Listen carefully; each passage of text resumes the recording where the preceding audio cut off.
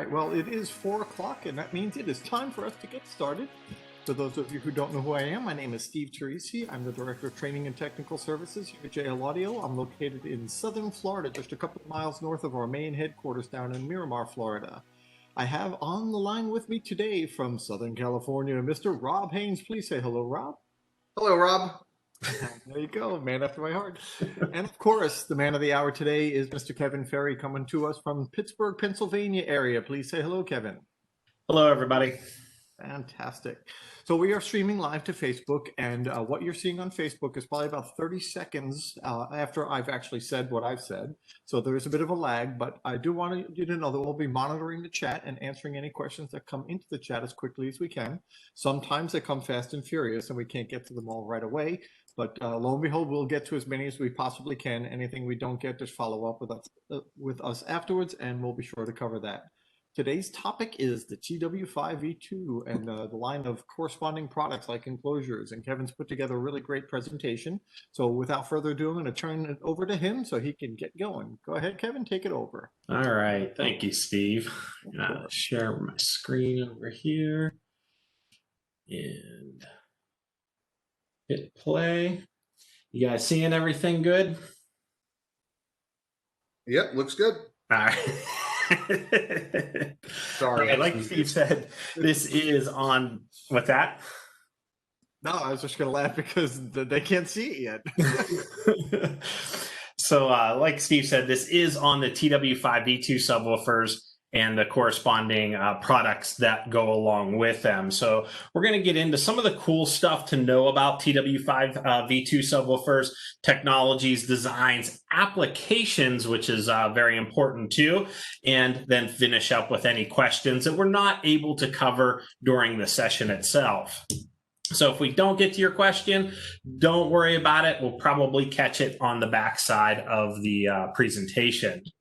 So it is obvious that this is one of, if not the shallowest subwoofers on the market. And with the concept of the TW5, our engineering team wanted to make sure that they had a very, very shallow design so they could fit into some areas that conventional woofers wouldn't fit in, but also be able to have a great amount of output and not have to have any compromise with fidelity either. So the TW5 was actually the first implementation of the concentric tube technology, which is the basis of this sub and really allows all of that to happen. With this and some of the other technologies we're going to talk about, you're going to see how we get that extremely shallow mounting depth without compromising that excursion and fidelity. So hopping in, the family of the TW5 V2, we have a 13.5-inch driver, so you can have it in any size that you want as long as it is 13.5. But we also do have it available. What's that? One size fits all, right? Right. But we do have it available in 2 ohm and 4 ohm configurations. There is a single power wedge box that can be purchased with the TW5 V2, and they also can be found in a variety of vehicle-specific enclosure systems or stealth box options.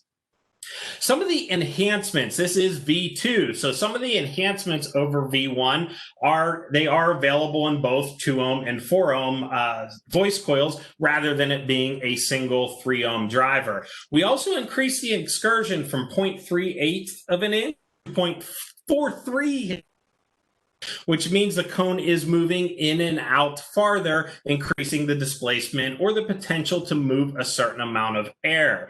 When we take a look at the cubic inches that we have available for us, we're at 85 cubic inches with the V2 compared to 75 cubic inches of potential movement, which is a 13% increase. In 2007-ish, we kind of showed the V2 and shipped it a little bit later, the V1. And then in 2012 timeframe is when V2 came along. So we've been around, or we've had this this Concentric Tube and the TW5 lineup for quite a few years now. And like we said, we are on our second version of it. And the TW5 V2 is not only engineered in-house, but they're also built in South Florida on our specialized production line. Our production lines all have a really great mix of hand touches and machine touches. Normally the photos that we always show here are people assembling them by hand and all of that. So I wanted to mix it up a little bit and show you that we do sometimes have machines touches on these products too. And it is really a great mix between it. A lot of the assembly is done by hand, but when we take a look at some of these finer things like getting glue into the fine line of that concentric tube, so that way we can put the parts together, we use a machine, or we use the Epson here showing. So it is a great mix of hand touches and machine touches, but keep in mind that they are assembled in our South Florida Miramar location. And the cool thing is each individual driver is QC checked for proper operation after it's finished its assembly through the lineup. And that's the same with all speakers that are made in our South Florida facility. And then since the TW5 V2 can be found in Power Wedge, like we said, and some other wood enclosure applications, I wanted to mention that all of our enclosures are also made at the mothership down in South Florida. We actually have 3 CNC machines that are cutting full 4x8 sheets throughout all of the shifts. And we're able to produce, when we take a look at some of the smaller enclosures, we're able to produce about 800 of them a day. When we get into some of the larger enclosures, that number does go down a bit. And our fiberglass team actually manufactures around 100 different enclosures, with Stealth Box obviously being a majority of them, and really a staple product from us. We're able to produce a couple hundred Stealth Boxes a week, and all of the Stealth Boxes, from laying matting all the way to the final testing, is done 100% in Miramar. And like I said, it is one of the staples of our company, or staple products of our company. And you can find 13 TW5 and a bunch of different enclosures for different applications. Another cool thing is that Stealth Box drivers actually get double checked. Once the driver is built down the assembly line, they do a full check of it. And then again, after the driver's mated with the finished enclosure, they do a full check on the Stealth Box itself, not only to make sure that the driver's good, but they also listen to the enclosure itself to make sure everything is good with that enclosure too. So let's step into some of the technologies and design. And to understand how special these drivers are, we're going to talk a little bit quickly about how a subwoofer works. We have a stationary magnet and the voice coil interact with one another to convert AC voltage into motion, while the frame of the speaker, like any other frame, holds the motor and suspension strong, so there isn't any type of loss from that movement. Just like in a car, it holds your motor and your suspension. You can have the best motor and best suspension. If the frame's twisting and very weak, then you're really not getting the benefit of all of those parts.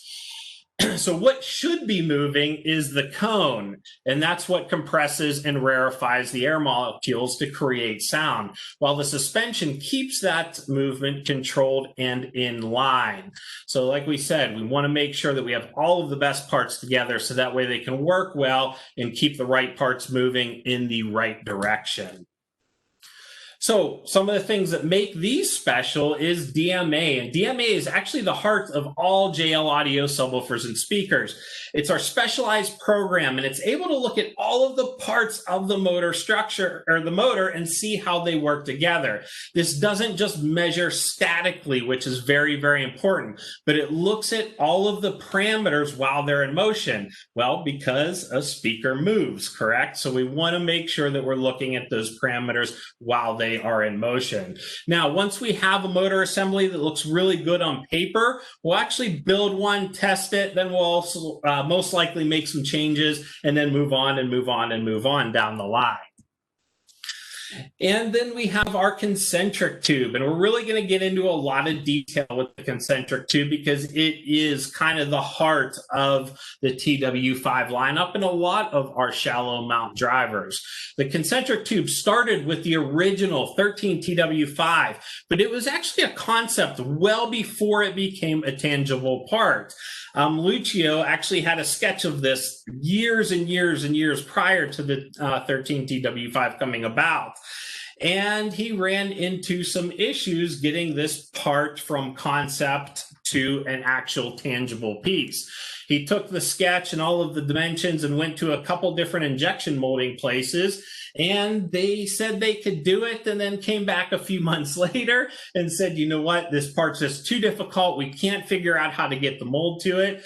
And then he went over to their competitor and said, hey, these guys couldn't do it. Surely you guys can. So he went to a secondary injection molding place, and after a few months, they kind of gave him the same story. So a couple years went by, and they still wasn't able to get this part into a tangible piece. So Lucio actually sat down and went through and designed the mold to give to the injection molding company for them to be able to produce this part, which is just a cool story and how this part was conceptualized. And then once he had that mold all figured out and sent over, then we were able to start having tangible parts and then be able to adopt them into subwoofers. Tell me that no one could make that part. Yeah, I know, right? The crazy thing about it is you have to remember many years ago when the idea for concentric tube came about, some of the injection molding processes were not nearly as well refined as they are now. So very often we would submit parts for injection molding and get pushback on the intricacies that we were asking for, or, and this is the case with a lot of this stuff, the tolerances that we need to hold. And tolerances are key, especially when you're dealing with a very thin mounted speaker, because everything gets very compressed and compacted. So any issues with tolerances can really become a major issue in terms of overall performance. So it wasn't just the complexity of the part, it was also the tolerances and the standard that we wanted to hold. And that was what was causing most of the issues. And what Kevin shared is absolutely true. Lucio and his team actually went back and just made the mold, designed the mold for the part that they wanted, as opposed to the normal thing like a normal person would do, where you re-engineer the part itself to make the compromise so that it could be made more repeatedly. But that compromise is not something that they're really good at, our engineering team. They don't like compromises, so instead they design the tool to make the part to make the speaker that they design. And that is, in a nutshell, how JL Audio tends to do things. Not the easy way, not the fast way. That's without a doubt a testament to what JL Audio is all about. I think so. And it was really cool being around when they were doing some of that stuff. I had nothing to do with it, mind you, but being around and seeing some of the commitments that they had to making the part what they wanted it to be. So thanks for sharing that story, Kevin. Yeah, and it's such a cool thing for me to think that how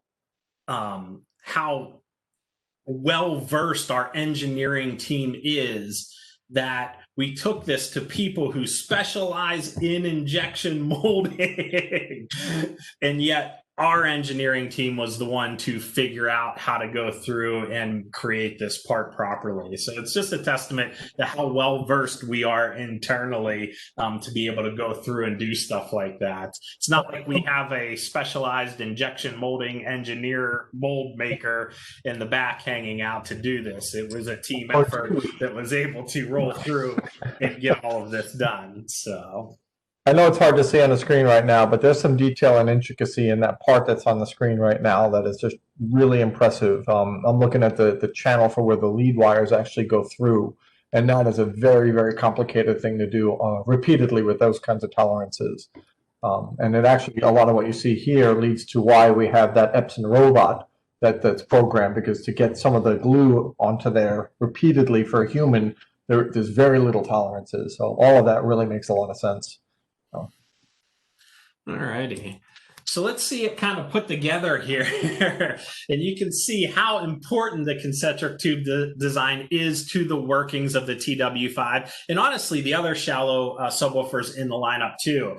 Tying the spider, cone, voice coil, allowing the motor to move up inside that 7-inch huge voice coil, and just being able to make everything compact there. It really is the heart and the main structure piece for these subs that really allow them to not only be super shallow, but still have great excursion and fidelity out of them. And real quick, I do want to touch on that voice coil. Like I said, it is a 7-inch voice coil, so it's extremely large. And being that it is so large, it really does an amazing job at dissipating heat for higher power handling and just maintaining control over the speaker, even when it does get warmed up. So it does a great job. And you'll notice when you listen to these, even after quite a long period of time, that they just maintain that really great sound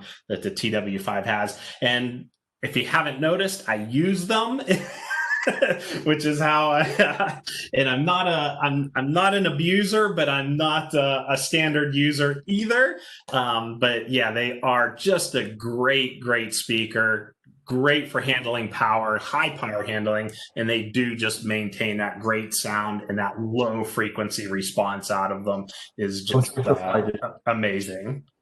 Don't change the slide yet. I just want to point out that kind of where your arrow is, you're looking at the cone assembly upside down with the cone facing the ground. Now, normally that spider, that kind of where the red arrow is, just to the left of the arrow, that ring material there, the spider, that's usually at the top of the voice coil. What concentric tube really is all about is it drops it down very close to the back part of the speaker, so we maintain a nice distance, and it helps with the stability of the driver. Like Kevin was saying, that's an important part of how a speaker's put together and designed. So that some of the framework of the concentric tube allows for that to happen, as well as a number of other things that Kevin will touch on in just a few minutes. But that is really cool to be able to see how that drops down, and you can see the gap between where the concentric tube, the black thing where the arrow is pointing now, to where the voice coil is. That ultimately becomes the gap for where the magnetic energy is going to go for that DMA that he talked about earlier. So it's really kind of neat to see these individual parts. Obviously, it's not ideal that you would normally see them, so seeing them here on screen is a really good way of showing what's going on inside. And if you've ever taken a tour with Rob, this is one of his favorite parts to pull out and show everybody, because it is just that cool to take a look at and really understand. Well, not only is it cool just to take a look at, you never see it unless you completely ripped apart your subwoofer, which is a bad thing. Yeah, don't do that. So why does it matter? Let's talk a little bit about why concentric tube matters. It really matters because it places a suspension around the speaker's motor, and the design really enables that TW5 to be extremely shallow. It's just over 2.5 inches at 2.6 and change, and it while maintaining exceptional excursion potential and not sacrificing any of the low frequency response on there. So it doesn't limit the speaker's excursion potential. When you take a look at the mounting depth ratios, I did a little bit of this a little bit earlier, so this will be a surprise to these guys. When you take a look at the mounting depth to excursion ratio, this actually has a better ratio than a 13W7 does. So, and a lot of the other drivers in there. I only found one that had a better ratio than this, and it was just minusculely by a 1/4%, and that was TW3, actually. That makes some sense, though, actually. That was there, right? So, Kevin, everything you talk about here, Elias Ventura mentioned that the TW5 seems like a crazier engineering masterpiece than the other subs in the family. And I think he's talking about everything you're sharing here. And the comment that I wrote down, actually, I was going to share it later, but I feel I should better interrupt you. He says that it was ahead of its time. And what's amazing about that is when we did introduce it, it was a number of years ago. I think we determined it was, what, 2007? 2007, yeah. So technically, this thing's old. And Steve Moss, who's watching over in the UK, he actually sent me a picture of one of the original 13 TW5s sitting next to his kid, who's like kind of laying on the ground. And I don't know how old this kid is in the picture, but his kid, he's 16 now. So, so I think, you know, Eliza's comment that it was ahead of its time, it was ahead of its time then. And I would argue in many ways, it's still ahead of its time now for some of the intricacies and what you're talking about here, all those important things. Even today, I still look at it as an engineering marvel. I think it's that impressive of a product. I'm biased, I know, but I also appreciate really good design, and this certainly is a really good design. I remember when I was in retail and the TW5s came out, and you know, my shop back in the day, we did a lot of other shallow subwoofers in trucks, and you know, people just don't want to lose their space, but the base was never right, you know, because when you think about a shallow woofer, you're shrinking the basket. That means you're going to have a smaller motor, a smaller, stiffer suspension. So now we're compromising the excursion ability. So we lose output, we lose low frequency response. And the first time I saw the TW5, I was like, what is this thing? You know, this Frisbee's going to really put out a lot of bass.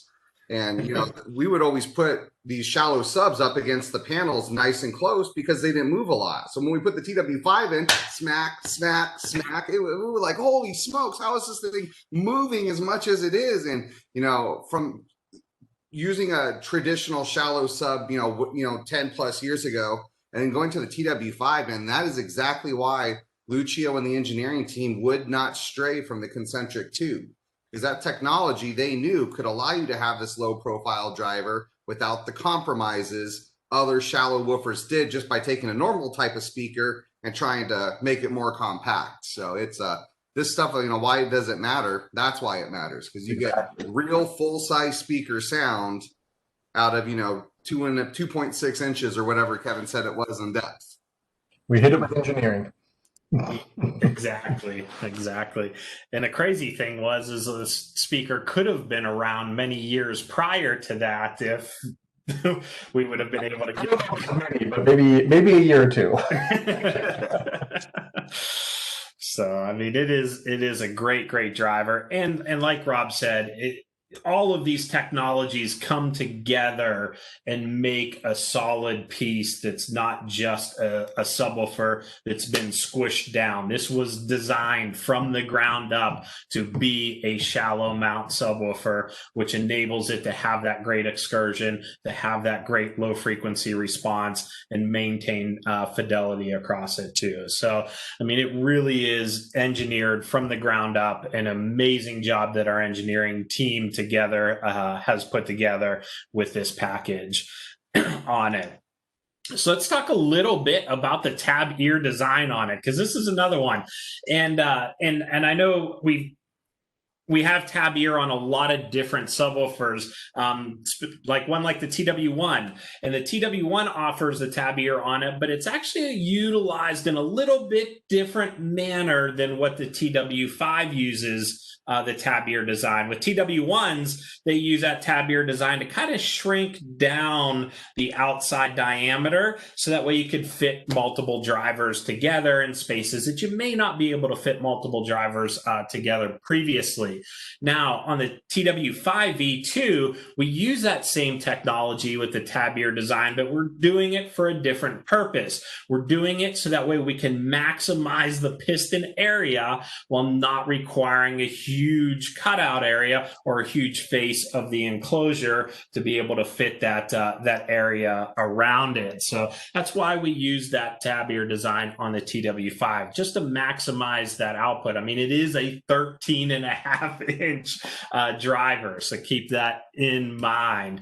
And then when we go ahead and we do a couple comparisons with the TW5 to some other drivers that are available, this is a TW5 13 TW5 V2 with the tab ear design compared to a 12W3 V2. So when we take a look at these two, it's almost a half-inch, or just right around a half-inch difference when you look at all of the percentage or the decimals in there. I kind of rounded to give us a quick, easy measurement in there.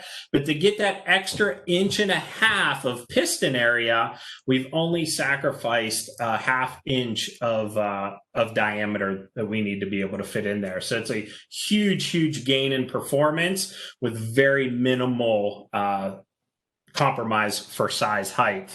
Now, when we take a look at the 13W3 V3 at the 13.5. It's actually 14-inch diameter compared to the 13-inch diameter of the 13.5 TW5 V2. So just think about that. Same piston areas at 13.5 inches, but we're able to squeeze this into an area that can have an inch less of height, be able to fit it in, either whether it's behind the seat of a vehicle, whether it's underneath a deck lid of a trunk or anything like that. We're able to squeeze that in a lot tighter area, or fit multiples next to one another if we want to. But really, it was to maximize that piston area while maintaining a workable height for the driver itself to be able to fit it in. Realistically, it is a great driver and it works in a lot of different areas, but you guys are probably mostly using this in tight spaces, right? So we want to make sure that we're able to maximize that performance for that that installation that you have utilized this subwoofer for. So make sure that we got that for you.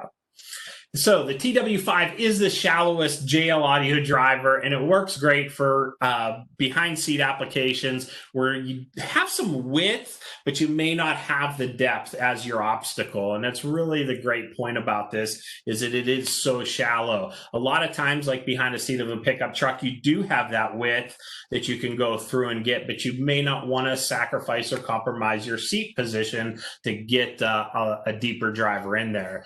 So the TW5, it has a little more excursion, and the design isn't as inset as the TW1. When you take a look at the TW1, the driver's actually inset behind the basket. So when you do put these behind the seat, you need to make sure that you have some clearance for the cone movement. We have a really nice grill form that goes on there that will keep the grill, or keep the cone from smacking against the backside of that seat. Use it. I know it doesn't look as cool for your Instagram pictures and all of that stuff, but when the customer's rolling away with it, make sure that you guys have the grills on there, so that way it does not hit anything. Just for the record, it's not like we're trying to sell a whole bunch of grills. That's not the motive here. The motive is to make sure the speaker doesn't get damaged. So if you want, use the grill as like a template to make sure you have the clearance, so that when you're done with the install, you have the clearance because you use the grill to space that nearest panel off. So then when you go for your Instagram pictures, take the grill off. It's fine by us. We really don't care. We just want to make sure the speaker doesn't get damaged when it slacks into something in front of it. Rob's story, I have one from a guy over in Germany that did the same thing. There's no way it moves that far. Yeah, it does. Allow for it, use the grill to space it out, and you'll be in good shape. I think when the first, batch of defects came back from the field, they weren't the typical "my speaker's blown." It was actually the coil former was crushed from them smacking up against seats and panels. It actually crushed the inside of the speaker. Yep. Use a grill. Yeah, you notice those rub marks on the surround at the top where the seat comes back and touches that area there the most, and then it cocks the speaker when it comes out like that. So yeah, make sure that you guys use the grill, and it's just a comparison showing you guys the difference in height and size between the TW5. We have our TW3 12-inch in the middle, and then our 12-inch TW1 on the end. So it just gives you an overall look at the current lineup as it is. And we're going to actually do some number crunching here with all three of these drivers as we look at the graphs. I'm most basic graph as possible. I'm not the Excel whiz that Steve is over there or any of that stuff, but I just wanted to put a basic graph together to give you guys a comparison, so that way you can see all of the different shallow drivers in the current lineup, along with the V1 of the TW5. But there are a few areas that I wanted to point out, and one is mounting depth. When we take a look at the mounting depth, it is by far the shallowest, almost an inch shallower than what the 12 TW3 is. And that's huge when you're trying to deal with that type of space behind seats or anything like that. And when we take a look at the SD, which is the piston area itself, we take a look at that piston area. It has the greatest amount of piston area on there at 98.26 square inches, and the best power handling out of any of the drivers. And keep in mind that the 13 TW5-3 is discontinued. I just wanted to show it in there because it shows you that we did have it a hair shallower. We did get a little bit more mounting depth when we went to V2, but we also gained Excursion with that too, which is very, very important in there. The minuscule amount that we have for mounting depth came out with Excursion, which is better for everybody for performance on there too. So we have the biggest square area, the shallowest mounting depth, and the best power handling. So it is a great, great speaker when you are going ahead and using that. And 0.8 cubic feet for your enclosure is very, very reasonable. And let me tell you, if you guys put these in 0.8 cubic feet, that is where their sweet spot is. It's not, 0.5 to 1.5 or anything like that. 0.8 cubic feet, get them in the correct airspace when you are using them, and the performance will be there. And they do just perform phenomenally in that type of sealed application. And they are sealed drivers only. They are not spec'd out to be used in ported enclosures. So keep that in mind also. If you're designing an enclosure for a TW5 V2, or really any of our subwoofers for that matter, reach out to our tech support team, because this is probably the most sensitive driver in the family to variance in your airspace volume for your enclosure. So if you stray too far, too much, too less, there'll definitely be something happening to your performance. So if you're not sure, reach out to our tech support team. They love designing enclosures. They'll provide you a cut sheet, frequency response, all of that stuff, and make sure we have your TW5 V2 or any of our subwoofers performing the way they're designed to. Absolutely. Absolutely. So this is the fun part for me, the application and the uses. We've designed this amazing, our engineering design team designed this amazing driver. Now let's talk about how we're going to use it and how it is being used out in the field today. It is one of my favorite drivers because you can just about fit them anywhere, and they have great output and are extremely musical drivers. So the first thing I want to talk about is our power wedge enclosures. These are CNC cut MDF enclosures that are specifically designed for the TW5 V2 subwoofer. It's a little over 7 inches thick at the base and 4.5 at the top, which means it will fit behind a lot of seats. And the grill is there to protect the driver from any rubbing on the back of the seats. Or if you toss this in a trunk of a vehicle, you don't have to worry about the grocery bags hitting it or the stroller hitting it or anything like that. It'll keep that speaker moving freely throughout its excursion capabilities.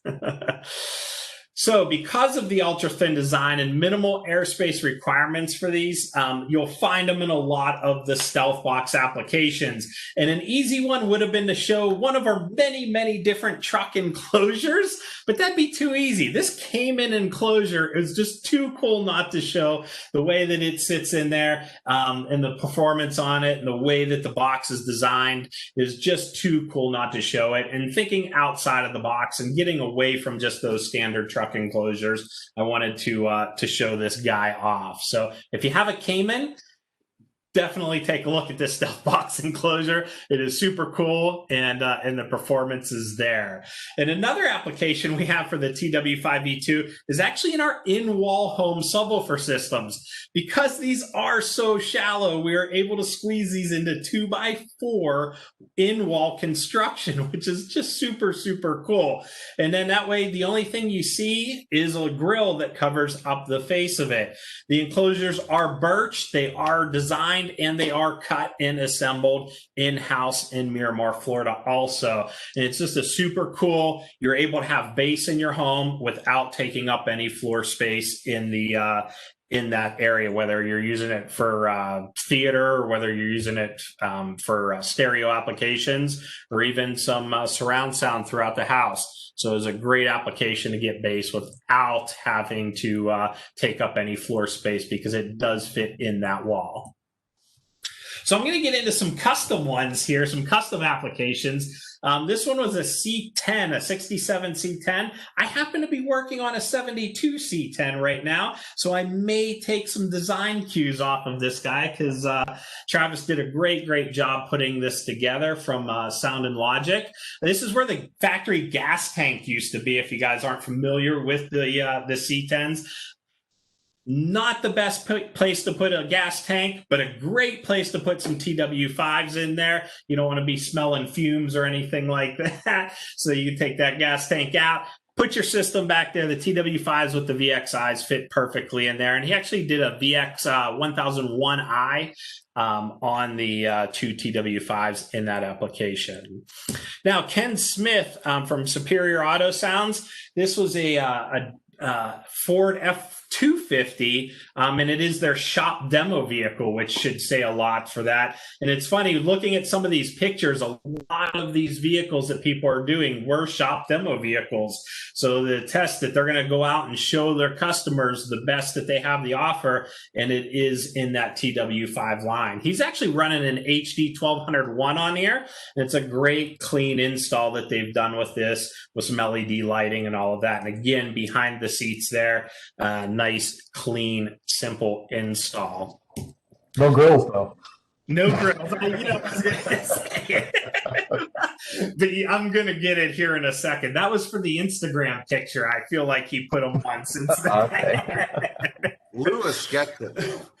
So Lewis, he actually sent in quite a few really cool TW5 installations, including one that was in the deck of a Mercedes, one that was in a ski boot from a different Mercedes on there, and really not taking up any trunk space in these vehicles.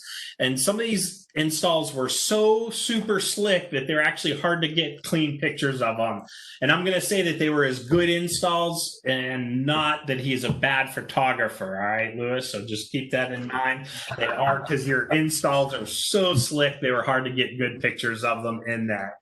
The one on the top left is pretty cool, and I thought this one really kind of hit home because it shows that he was able to squeeze 4 of these, and this is in a top kick, one of the big cab over Chevy trucks.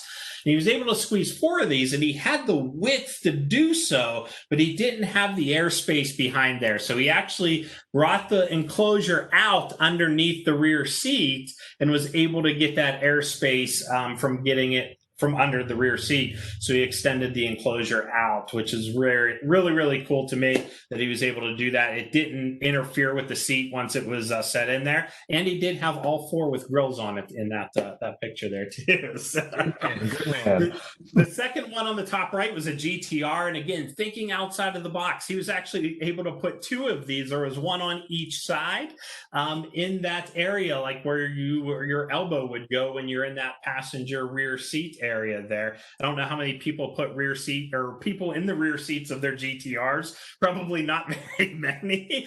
So he's able to utilize that space, but still maintain the rear seat area in there, which is very nice. So kind of thinking outside of the box with that install. And then down at the bottom was just another pickup truck where he'd done a 3 of them across the back wall there. And again, he uses the grills on all of them. Good job, man.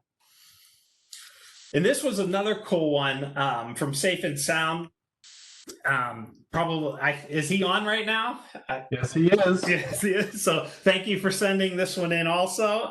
This was a pretty cool one. Again, you have a big SUV and you can take up room in the back, but sometimes people don't want to take up all of that room. So he actually installed this and mounted it up in the corner there in that back window area that would be there. So that way it wasn't taking up any room out back. They could have the 3rd row in there, still put stuff behind the 3rd row, and everything was good on there. I personally would like to just sit in that 3rd row and enjoy that subwoofer right there, though, because I'm sure that is the prime seating location. But it is a great install, great looking install with it. And again, just thinking outside of the box with these guys and where you can squeeze them in, because it is really pretty much anywhere. And this one was a Cadillac Escalade he did and sent in to us. Beautifully well done. I value my hearing, so I don't know if I would want to sit in that 3rd row because I probably have no hearing in my right ear. But, you know, to each What, their own. Rob? I can't hear you. So this one here was made by a gentleman who is a halfway mediocre installer at best. Myself, this is one that I had put together. I would love to have finishing pictures, but we just had a baby, so it's been a little hectic around here. So one of the nice things is, and Rob brought this up earlier, is even myself, I actually called tech support. Well, I instant messaged them and had them get me the specific dimensions. I said, look, this is what I have to work with. What can I do? What do I need for length on this box? Because I gave him my height and my depths, and he was able to give me the length on that. And really, this guy performs. It's solid. It's braced up in a couple different places behind the driver, so it has a lot of bracing on it. It's very, very solid. And I was able to get this to fit behind the seat of an OBS or an older body style Chevy. It's a 90-ish. Standard cab Chevy, 2.5 inches at the top, 4.5 inches at the bottom depth on this guy. So an extremely, extremely shallow enclosure, fits in there nice, and it hammers. I actually designed a box originally for 2 of them, and then I decided to put this one in with a single. And I am not going to go and put the dual box in there. I'm good with the single. The grill is actually on there now. This is when I was test fitting. Wink, wink. No, it is on there. No, it is on there now. And actually, when you take a look at this, the seat folds back. And because it is so thin, I actually have room to put the seat all the way back, and it just barely touches the grill on there. So it just barely touches it on there, but the grill kind of keeps that seat back from touching it, which is nice. But no loss in seating position in a standard cab pickup truck. It's in an old standard cab pickup truck. Pretty impressive in the output on this thing. Like Rob said, if you have them, talk to tech support. They'll get you the right enclosure. Just some tips, just basic enclosure tips is don't put the sub extremely to the far left or to the far right of the enclosure. You know, it's just some basic knowledge. Just use that and you will immensely appreciate the performance that this guy's going to give you. Jeffrey Hall wants to know if that's an Instagram photo because there's no grill on it. It is Instagram. It was the Instagram photo on there. So there, like I said, there is a grill on it now. So when we go through and just recapping everything, the 13 TW5 V2s, they are some of the most musical shallow subwoofers available. Not to mention they are one of the shallowest, which is just crazy and just a test of what our engineering department has accomplished. The large surface area of the TW5 gives them great output potential, and they really, really do haul when you have them set up with the right power and the right enclosure on there. Because of the mounting depth, keep in mind that these are generally associated with tight spaces like behind seats and all of that. However, because they do perform so well, they can be used in areas where somebody just may not want to compromise the space. If you have a trunk or anything like that that's large, and maybe the customer doesn't want to give up some of the space that's in there, you can go ahead and use one of these and squeeze it in without any issues. So that is what I have, and we will hop on to some questions here. So Awesome, Kevin. Thank you for that. What do you got, Rob? one question that actually just came up from Car Sounds over in the Netherlands. They want to know what amplifier you're running your TW5 on, Kevin. I am running it on a VXI right now. 600, 1,000. I don't want to say out loud. Here. Hold on, I'm getting my But the gains are down. That means it's the 1,000. Yeah, probably. I think he's got a hookup within the company that maybe if he has a problem, right? All right. So let me say this. It is a 1001. I am very conscious of how the amplifier is set up, and I know it's still a lot of power going to the driver. Either way, it's not the right solution, but it was actually the equipment that I had at the time. Like I said, that was actually originally going to be set up for two 13 TW5 V2s that were going to go in the into the vehicle, and I scaled it back to one. Now, on that note, I am running a 4-ohm driver on there, so I am not really pushing that 1001 to its limit. So keep that in mind. Yes, you can get me because I'm on a 1001, but I am running it at a impedance that is not maximizing the performance of the amplifier. All right, you're off the hook. No problem. Couple other questions that came up. There was a couple questions about really comparisons, and Steve Moss was asking early on if the 13 TW5 would have more output than the CP208, the micro sub enclosure with the two 8W3V3. So I did a little bit of research on this, and the displacement, which is, as Kevin mentioned earlier, the potential, how much air we can potentially move, which is really how big's our surface diameter and how much is it going to move in and out. The TW5 has a displacement of 85.10 cubic inches, 24.02 cubic inches for an 8W3. So we'll call it 48 cubic inches for two of them. So I'm going to say, even though there's some magic in the enclosure on the micro sub, you are going to get more potential output with the 13 TW5. Plus there's more power involved and stuff like that. The other one was, would a 12W7 be louder or less loud than a 13 TW5? We had, I forget, I don't see his name on here now because the chat's been moving, but he's got a 12W7, wants to save some space. Would the 13 TW5 be louder? And I'm going to say no. 12W7 has a displacement, if I can read my writing here, of 193.2 cubic inches. Yeah, it's hard compared to the 85 on the third. So even though it's a smaller, subwoofer, there's a lot more surface area because of the roll surround, which really opens up the cone, plus the excursion potential significantly more. And that's where we're going to get that extra output on the W7s. Yeah, also a little bit deeper too. I harp on this a lot. It's application. If you've got room for a W7, then use a W7. I mean, if you can. If you got room in the budget, you got room in the vehicle or the application, use the driver that makes the most sense. Again, a lot of times these thinner products like the TW5 or TW1s, TW3s, whatever the case may be, they're problem solvers. If you want a lot of performance and you don't have a lot of room, and it's not just about airspace, because sometimes you can sneak airspace, but it's that mounting depth, which is where the thin woofers really shine. But again, if you have the room for a more traditional speaker, I would consider that the better option in most cases. Especially if you have the ability to do multiples, then all day long. That's what I recommend. So yeah, if you have the mounting depth for a W7, that's the ratio might be better. The percentage between mounting depth and excursion might be better on the TW5. But when you're dealing with the TW5 excursion and an 1.5 inches on a W7, you just can't replace that much displacement. It's hard to make up that.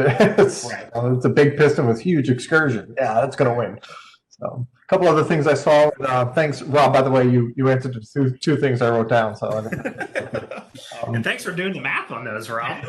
Well, I just read the spreadsheet Carlos sent me. He chimed in, Kevin. At 4 ohms, your amp is 600 watts, so you're okay. Appreciate it. Our tech department. What else did I see? There was something else. Where was it? Something I wanted to bring out. When you were showing images of our facility, someone commented that the shop looked really good.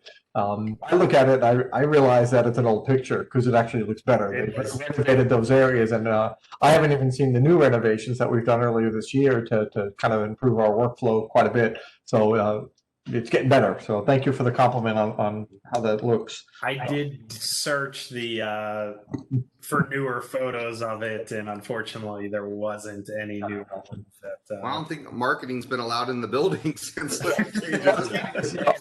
We're actually working out of our marketing and training center, but the production's in the other building, so to speak. So we'll be taking new images as things start opening up a little bit more. It's been obviously some crazy times lately.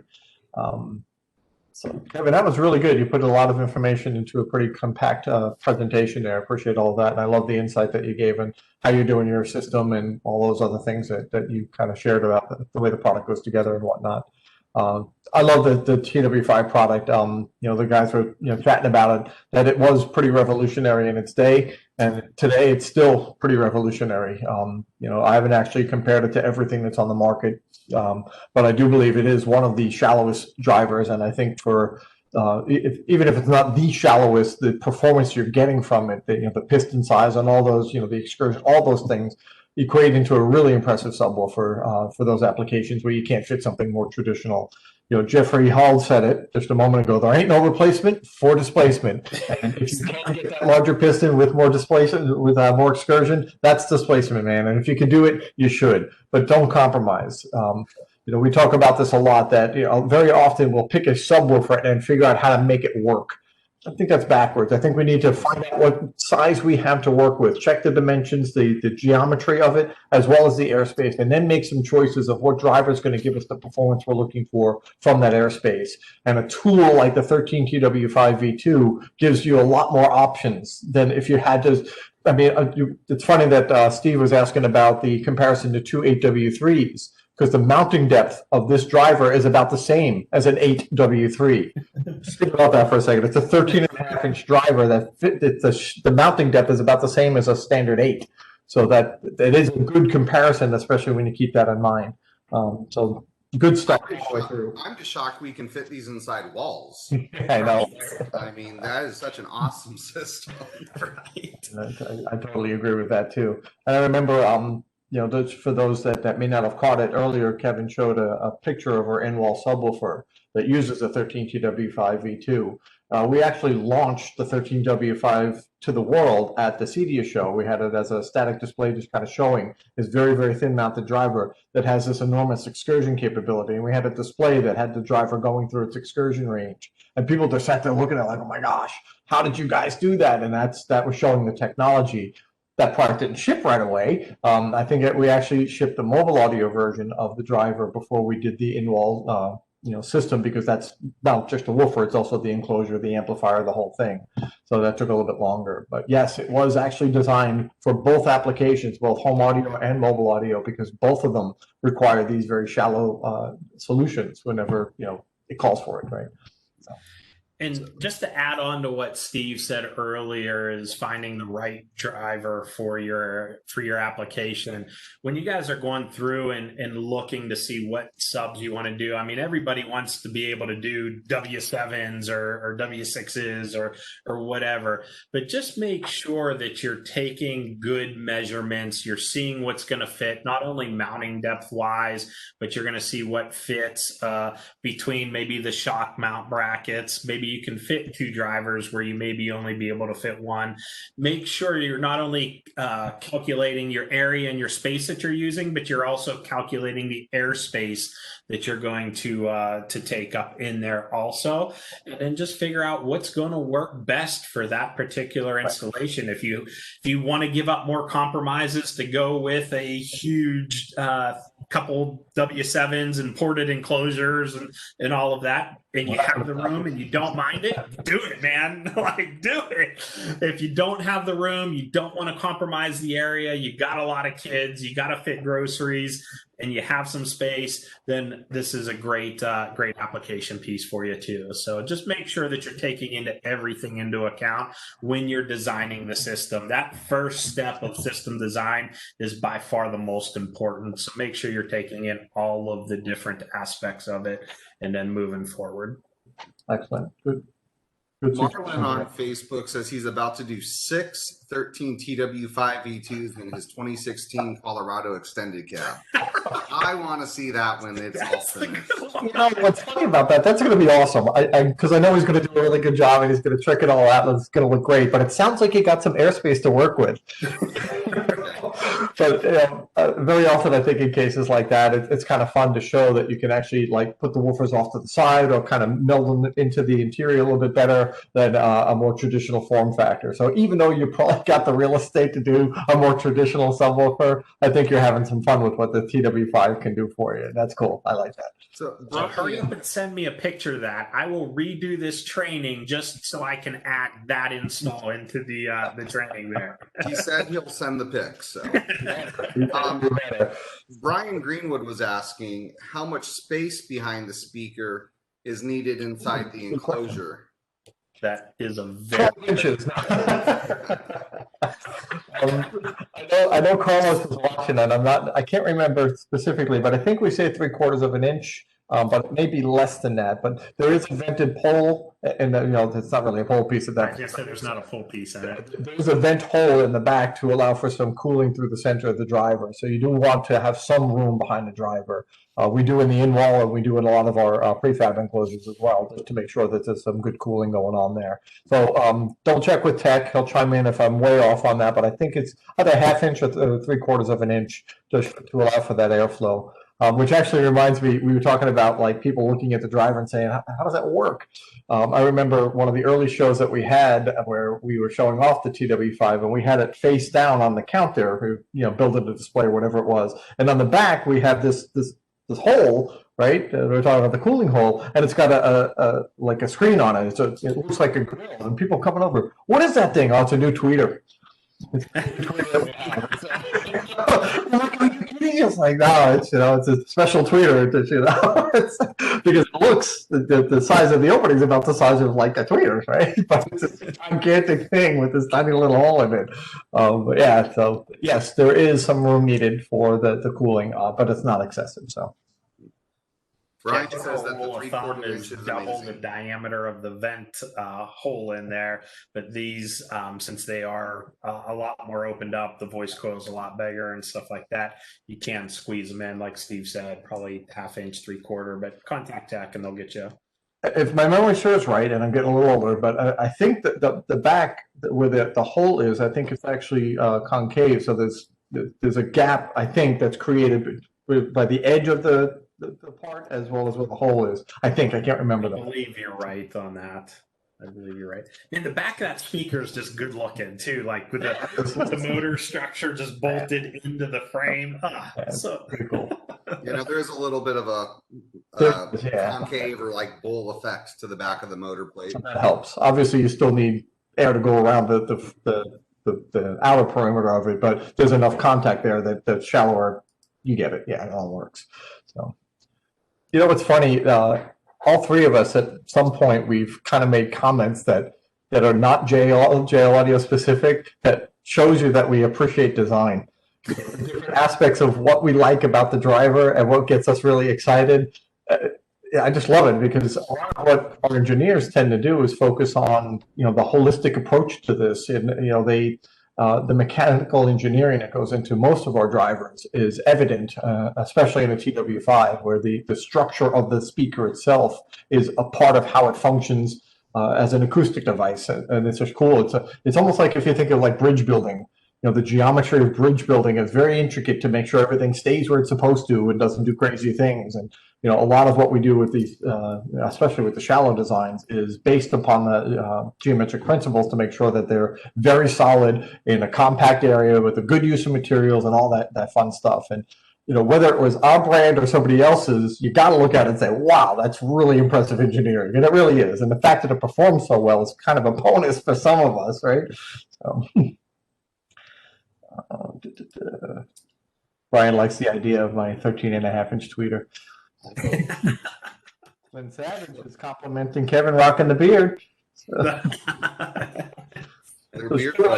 We are in the chit chat portion of the training, so if you guys needed to drop off, we totally get that. But because you brought up the beard, I got to tell you, Kevin, every time I watch the Dolphins play and I see Fitzmagic back there, I think of you because of the beard.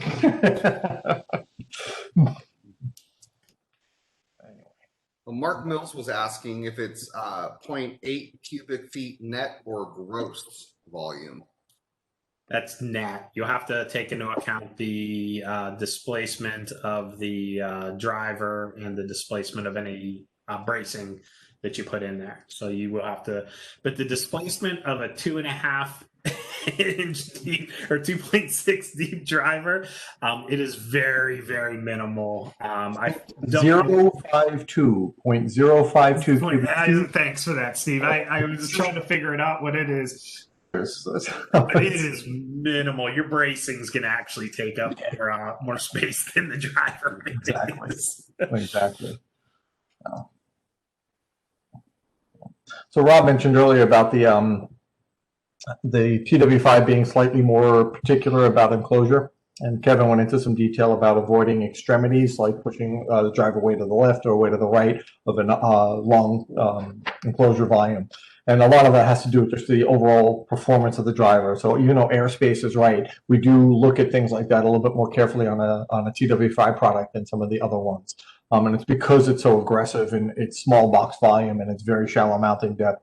And again, we've pitched them a number of times, but it's really for everyone's benefit. Get in touch with the tech guys if you're not sure. They'll guide you, because our goal is always to make sure you get great sounding systems with low likelihood of failure. We don't like it when things fail either. So that's always our goal, and make great sounding systems that don't break.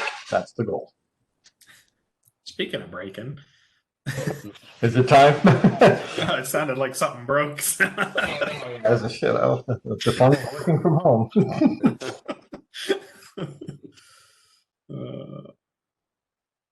Did we get all the questions, Rob? I think we did.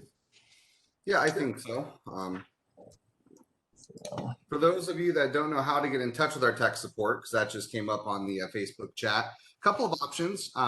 Their preferred method is through our web form. So if you go to jlaudio.com, on the bottom of, I'm pretty sure every page is a help or ask us, little help icon at the bottom. When you click that, you can type in what you're looking for. It'll bring up any help center articles that may already have content on that. And then from there, you can also then reach out to our tech support team through the web form, which they like because it requires you to put a bunch of information in. Their goal is really to help you with what we call, one touch. So the more information you can provide, the quicker we can help you, instead of having to go back and forth to get all the information that's needed, so they can either troubleshoot or figure out what you're looking for and design an enclosure. So that's the preferred method. You can also reach out to them though through our through Facebook Messenger on the JL Audio Facebook page. That any messages go right to tech support, so they can help you through that. You can reach them at technical@jlaudio.com, or you can call the main number on the website. Follow the prompts to tech support if you want to hear their sweet, sultry voices as they help you through any questions you may have. They do have some sweet, sultry voices.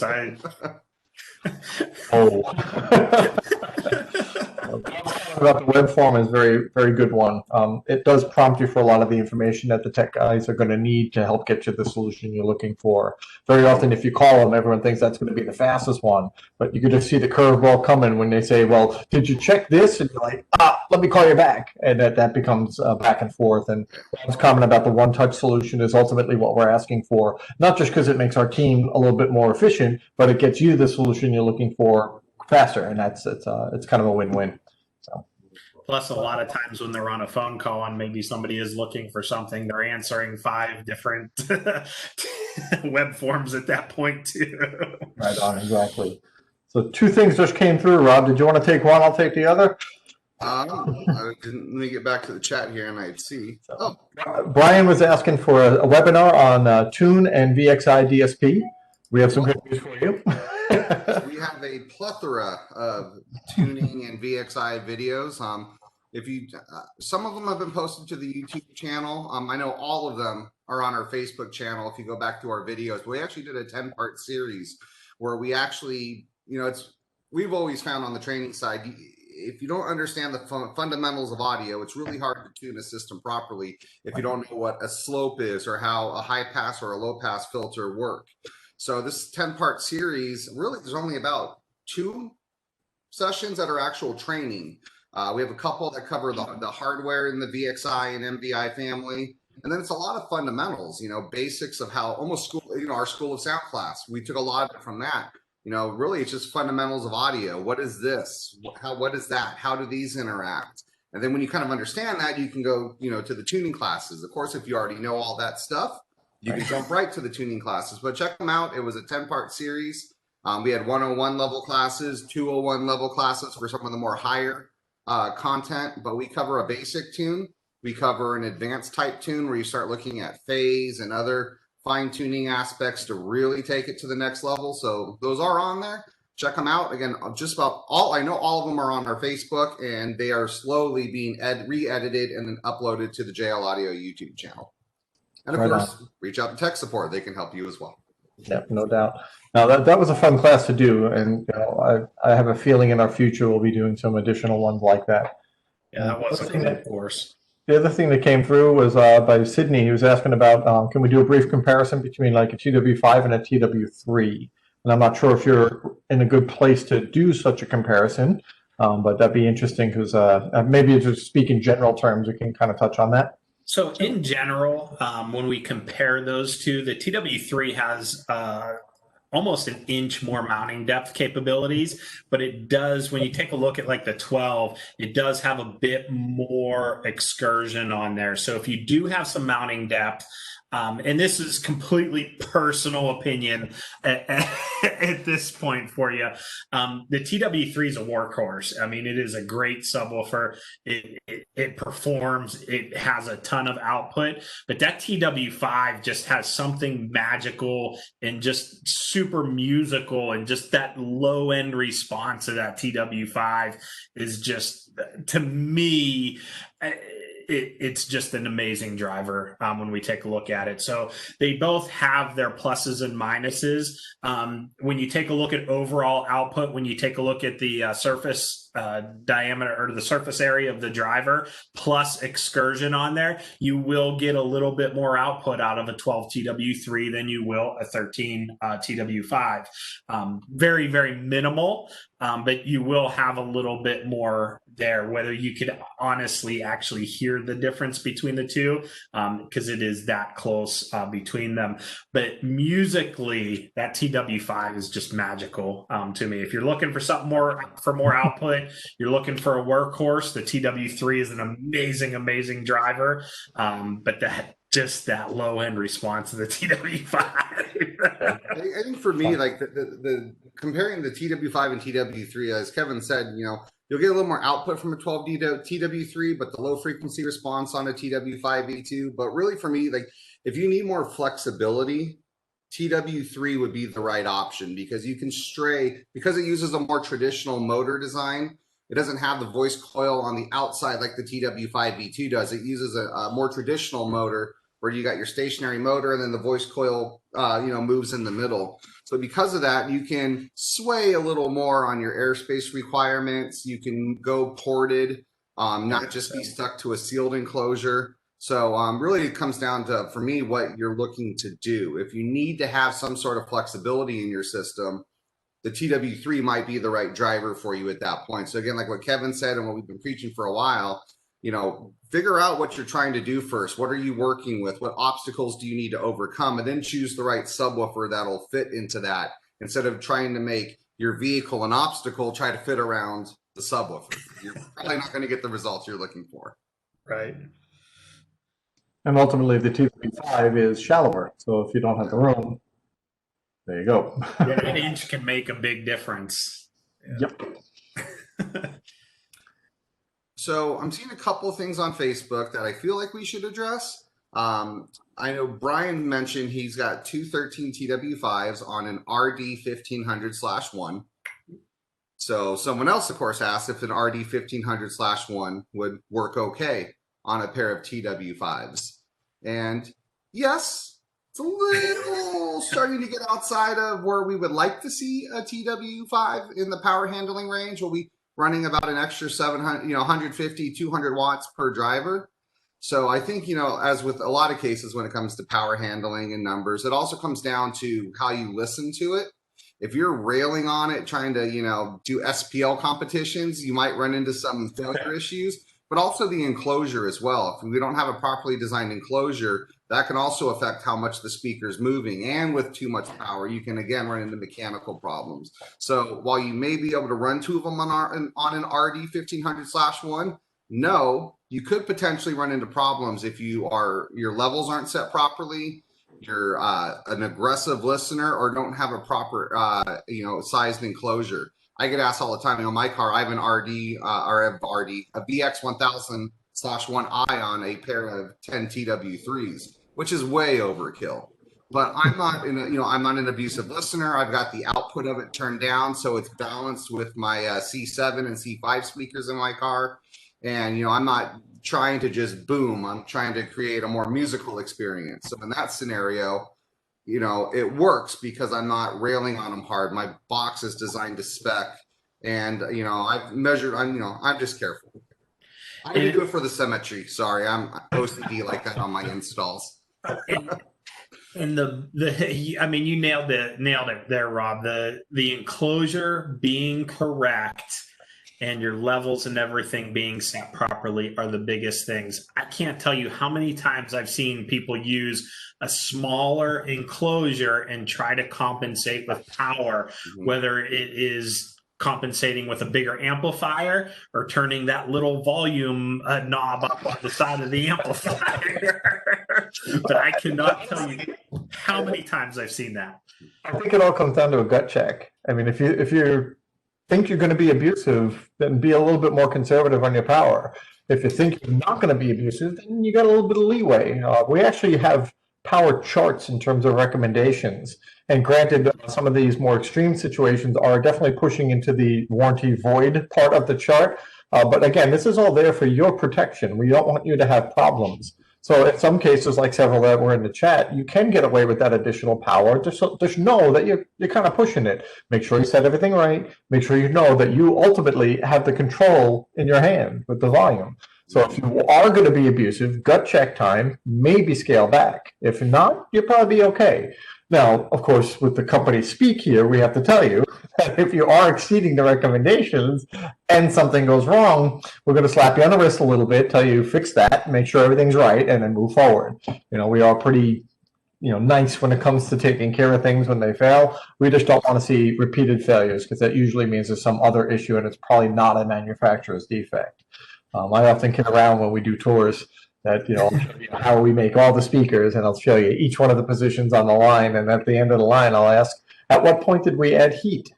People look at me like I'm crazy, which I am. But most of the speakers that come back are burnt voice coils, which would mean there was a lot of heat. And if it was a manufacturer's defect, that means we added the heat. And I want to know where we do that. In other words, there is another side of this. Someone else is responsible for what goes into the driver. And that's the whole thing that we've been talking about. Understanding your own personal listening preferences and how abusive you're likely to be. My son's in the other room making all that noise.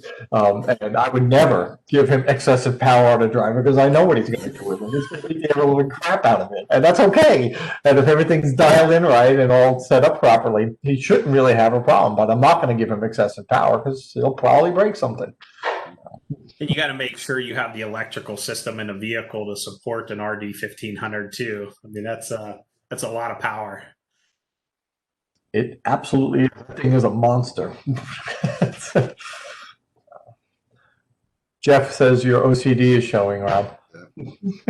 He's right. That's why I have two 808s in my car, and I'm only using 5 channels on one of them.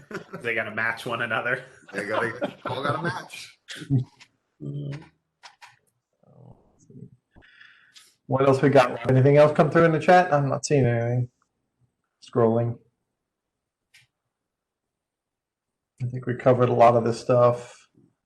Comparisons, we did a pretty good job on that, I think. I think we're good. What do you guys think? Yeah, I think we're good. We're well into it. It was, but we had fun. We did, and we had some good interaction from the Facebook crowd. So thank you again for all of that. We definitely appreciate that. It shows that you guys are watching and paying attention, and that means everything to us. So I'll end this today with the same thing we do often, that if you guys have some content that you're interested in, that you want us to maybe put together for a session, let us know. We'll be as responsive as we possibly can to that. We like doing this. We love sharing information about JL Audio or audio in general.